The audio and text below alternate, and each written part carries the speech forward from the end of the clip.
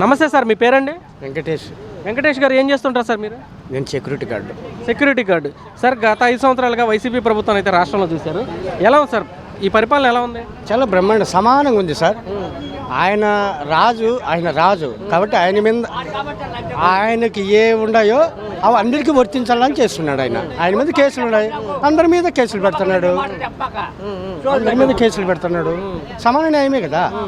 పరిశ్రమలు ఇప్పుడు దగ్గర 150-200 పరిశ్రమలు మారిపోయినాయి.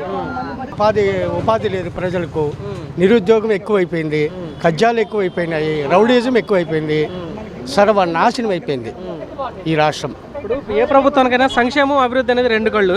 ఈ ప్రభుత్వంలో అభివృద్ధి ఉందని మీరు భావిస్తున్నారు? బ్రహ్మాండంగా ఉంది సార్, సమానంగా చేసినాడు కదా. ఇంకా మళ్ళీ మనం అడిగేది ఏంది? కళ్ళకు కనిపిస్తుంది, కళ్ళకు కనిపించినట్టుంది సమానంగా. ఏం చేసినాడు సార్? ఓ ప్రాజెక్టు కట్టినాడు, ఒక ఇల్లు కట్టినాడు.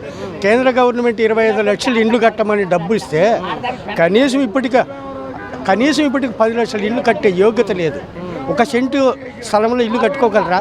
బాత్రూమ్ కట్టగలరా? దాంట్లోనా? ఈయన ఇచ్చేది 30,000, కేంద్ర గవర్నమెంట్ ఇచ్చేది 1,50,000. ఏమన్నా అందినాయా? కొన్ని ఒక్క ఇల్లు ఏమన్నా ఓపెనింగ్ అయిందా? ఏం కాలేదు ఆడ. అన్నీ సర్వనాశనమే.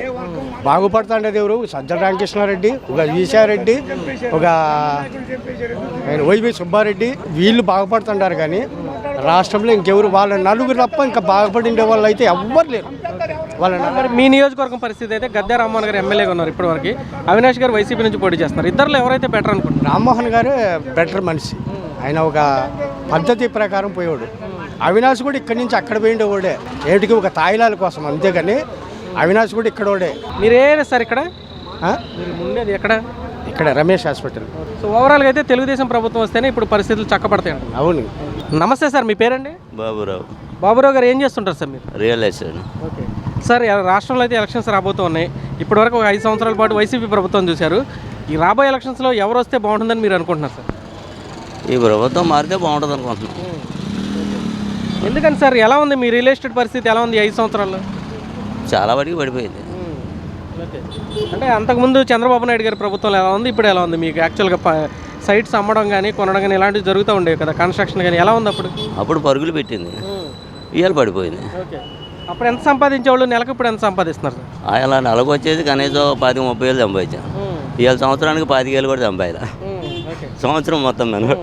సార్ మరి మీకు ఈ స్కీమ్స్ కానీ అన్ని పథకాలు ఇస్తున్నామని చెప్తున్నారు, అవన్నీ అందుతున్నాయి సార్? మాకు ఏ పథకం లేదు, ఏ పథకం లేదు. సార్ ఇక్కడ ఈస్ట్ కాన్స్టిట్యున్సీలో గద్దె రామ్మోహన్ గారు పోటీ చేస్తున్నారు, అలానే ఇటు పక్క దేవినేని అవినాష్ గారు పోటీ చేస్తున్నారు. ఇద్దరిలో ఎవరైతే బాగుంటుంది అనుకుంటున్నారు సార్? గద్దె వస్తే బాగుంటుంది. గద్దె ఎలాంటి వ్యక్తి సార్? గద్దె గారు ఎలా ఎమ్మెల్యేగా ఎలా పనిచేశారు, లేకపోతే ఆయన ఎలాంటి వాడు అసలు? సామాన్యుడు పిలిచినా దగ్గరకు వస్తాడు. ఓకే, సో మీ ఏరియాలో అన్ని పనులు ఇవన్నీ జరిగినాయి సార్? అంతకుముందు జరిగినాయి, మధ్యలో కొన్ని ఆగిపోయినాయి, అవి ఇప్పటికి కూడా పూర్తి అవ్వాలి. సార్ ఇప్పుడు వీళ్ళు ఏమంటున్నారంటే మాకంటే బాగా ఎవరూ చేయలేదు, మళ్ళీ మేమే వస్తామని చెప్పి మాట్లాడుతున్నారు, మీరు ఏమంటారు? సరే, బాగా చేసేవాళ్ళు ఒకళ్ళు చెబితే ఉందో వస్తే వస్తుంది, దానికి మనం చేయగలిగేదే ఉంది. జనం నిర్ణయాన్ని బట్టి ఉంటుంది, ఎవరెవరు అదృష్టం వాళ్ళదే. సార్ ఎంపీ ఎలక్షన్స్లో కేసినేని చిన్ని గారు, నాని గారు పోటీ పడుతున్నారు. మరి నాని గారు ఇప్పటివరకు టీడీపీలో ఉండి వైసీపీలోకి వెళ్ళిపోయారు. మరి ఎంపీగా ఎవరైతే బెటర్ అనుకుంటున్నారు? ఈ ఎంపీగా కేసినేని నాని గారు ఇంతకుముందు ఉన్నాడు, ఉండి ఆయన వరకు తీసింది ఏముంది? ఏమి లేదు కదా, అంతే.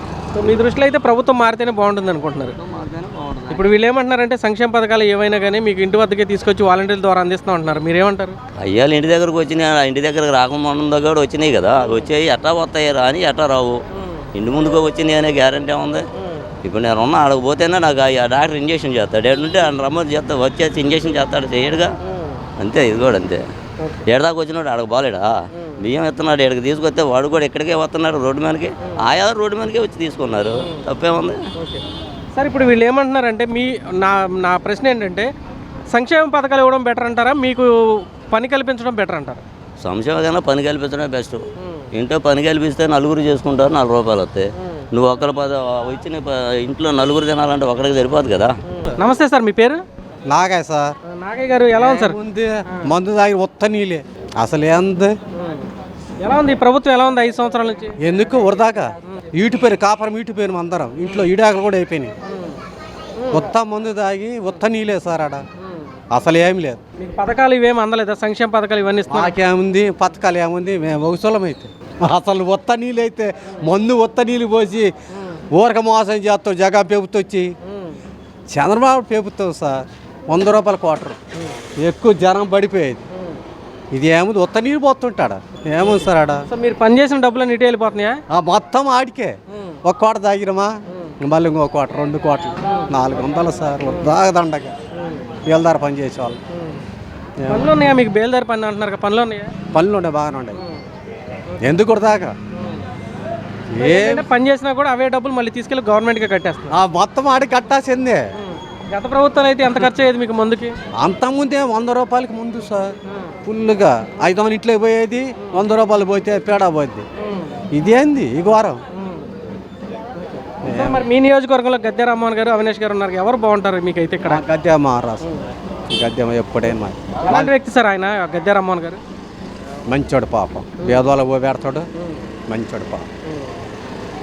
గద్దె మహారావు మంచోడు పాపం. మొత్తం వాళ్ళది ఏరియా సార్. ఇప్పుడు అంటారు కానీ ఎవరు ఏరియా అంటే గద్దె మహారాకే.